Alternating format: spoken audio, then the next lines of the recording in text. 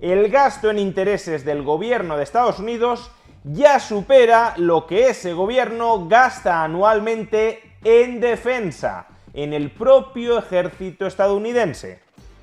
Veámoslo. Estados Unidos no solo ha sido durante décadas la principal potencia económica del mundo, sino también la principal potencia militar. Ha sido ese poderío militar el que le ha permitido conseguir una hegemonía política sobre buena parte del planeta. Sin embargo, este predominio político, económico y militar de los Estados Unidos sobre el conjunto del planeta ha terminado volviendo adicta tanto a su clase política como a buena parte de su población al endeudamiento. Y es que el poderío político, económico y militar de los Estados Unidos les ha permitido durante décadas financiarse a tipos de interés muy bajos, cuando no a tipos de interés nulos o negativos. El resto del mundo tenía interés en ser acreedor de Estados Unidos y Estados Unidos ha terminado cayendo en el vicio del sobreendeudamiento permanente. Este vicio, de hecho, es muy claramente observable en la evolución de la ratio de deuda pública sobre el PIB de los Estados Unidos. Tal como podemos observar en este gráfico, ahora mismo esta ratio supera el 120%, lo que equivale a 3 veces el nivel que exhibía a comienzos de los 70 o al doble del nivel que exhibía a comienzos de los 90 o de los 2000. Y algunos economistas, o más bien pseudoeconomistas, pretenderán afirmar que el nivel de deuda pública de un país que emite su propia moneda es en el fondo irrelevante, porque un país que emite la moneda en la que está denominada su deuda siempre va a poder pagar, por definición, esa deuda. Por tanto, da igual que la ratio de deuda pública sobre el PIB sea del 50, del 100, del 200, del 500 o del 1000%. Sin embargo, esto es un absoluto simplismo. Si el Estado crea más pasivos de los que el resto de la sociedad, nacional o internacional, está dispuesta a absorber, el precio de esos pasivos se va a depreciar. Si la oferta de pasivos supera la demanda, el precio de esos pasivos baja. ¿Y esto en qué se traduce? Pues que si los pasivos estatales, cuyo precio baja, cuyo precio se deprecia, son pasivos monetarios, la moneda fiat, esa sociedad experimentará lo que denominamos inflación. El precio de todos los bienes y activos de la economía denominados en ese pasivo monetario, el dólar, el euro, que se ha depreciado, subirá. Y la otra posibilidad es que los pasivos estatales cuyo precio baje, cuyo precio se deprecie, sean pasivos no monetarios, como las letras o los bonos del Estado. En este caso, si baja el precio de las letras o de los bonos, lo que estaremos diciendo es que el tipo de interés que ha de abonar el Estado sobre sus pasivos no monetarios va a ir en aumento.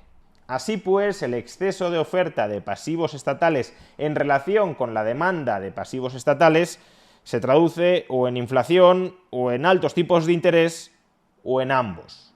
Y ese es el escenario que ha experimentado la economía estadounidense durante los últimos años. Tras el exceso de deuda pública emitido durante la pandemia, lo que ocurrió fue que la divisa estadounidense, que es un pasivo del Estado estadounidense, se depreció. El dólar perdió valor, generando una inflación muy extendida, muy diseminada por toda la economía. Y para tratar de frenar esa inflación, ¿qué hicieron las autoridades estadounidenses? Subir el tipo de interés que abonan sobre la deuda pública. Una manera de inducir a los ahorradores a que permanecieran en dólares, a que aumentaran su demanda de pasivos estatales de Estados Unidos. Pero ¿qué sucede? Que si tú incrementas los tipos de interés que ofreces sobre tu deuda, teniendo un volumen de deuda pública emitido gigantesco, el gasto explícito en intereses sobre tu deuda se te va a disparar. Y eso es precisamente lo que le ocurre ahora mismo a los Estados Unidos. El gasto federal anual de los Estados Unidos por intereses sobre su deuda pública ya supera, atención, el billón de dólares. No solo eso, ese vertiginoso aumento del gasto federal en intereses ha llevado a que esta partida presupuestaria, los gastos financieros del Tesoro, ya superen lo que cada año gasta los Estados Unidos en defensa. En la actualidad, el gobierno federal de los Estados Unidos ha de abonar cada año más dinero para pagar los intereses sobre su deuda pública que para sostener el ejército de los Estados Unidos.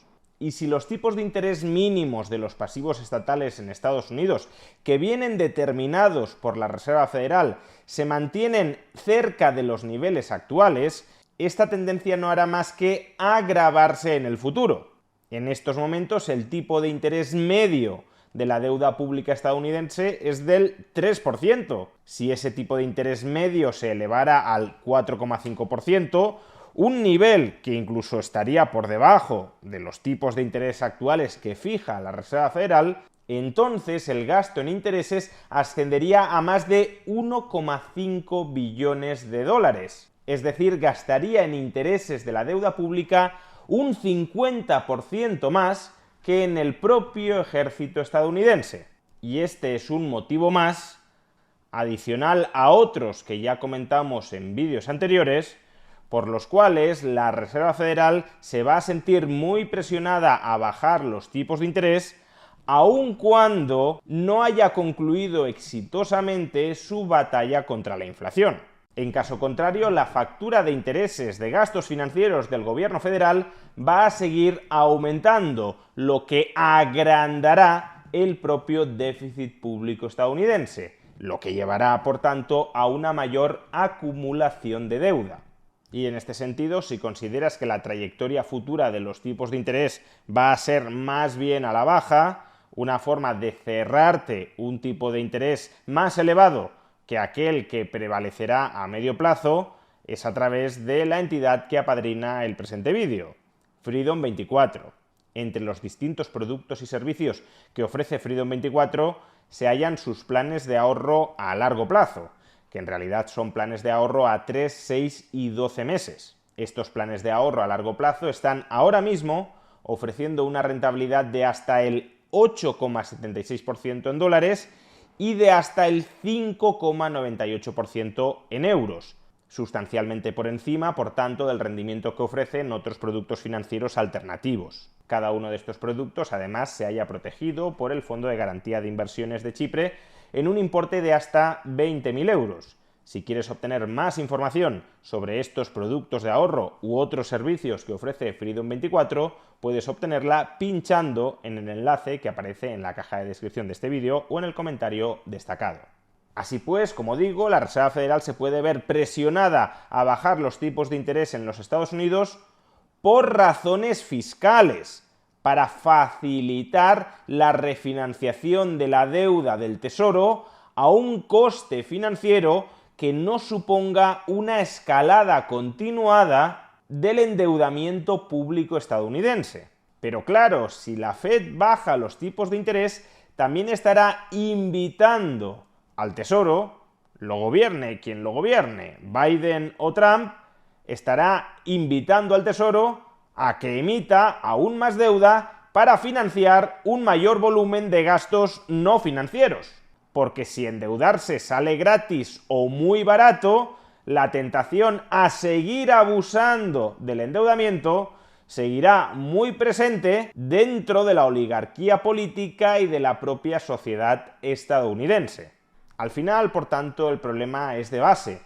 La enorme propensión de la sociedad y de los políticos que representan a esa sociedad para sobreendeudarse, para vivir de prestado. Hasta el momento Estados Unidos se lo ha podido permitir gracias a su hegemonía política, económica y militar, pero esa hegemonía política, económica y militar puede terminar horadándose como consecuencia de los propios desequilibrios financieros que se van volviendo estructurales dentro del Estado estadounidense. Si para mantener más o menos controlada la inflación, Estados Unidos tiene que pagar unos intereses expansivos a costa de otras partidas de su presupuesto, como puedan serlo el gasto militar, entonces una de dos: o su hegemonía política, económica y militar se va eclipsando, o renuncia a mantener la inflación estabilizada con altos tipos de interés. Pero esto último equivale a imponerles, a establecerles un gravoso impuesto a todos los tenedores de pasivos estatales de Estados Unidos y por tanto a volver esos pasivos estatales mucho menos atractivos, a reducir la propia capacidad de financiación del gobierno de los Estados Unidos. La clave, por tanto, consiste en que el Estado estadounidense deje de sobreendeudarse antes de que sea demasiado tarde.